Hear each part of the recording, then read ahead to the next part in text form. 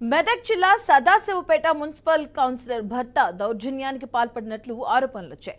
ప్రభుత్వ అనుమతులతో నిర్మిస్తున్నటువంటి Indus towers ఉద్యోగులపై దాడికి పాల్పడ్డారు. వారిపై పిడిగుద్దులు గుద్దుతూ భయానక వాతావరణం సృష్టించారు. కౌన్సిలర్ భర్త రాగడి శివకుమార్ తన అనుమతులు లేకుండా టవర్ నిర్మిస్తారా అంటూ ఫైర్ అయ్యారు.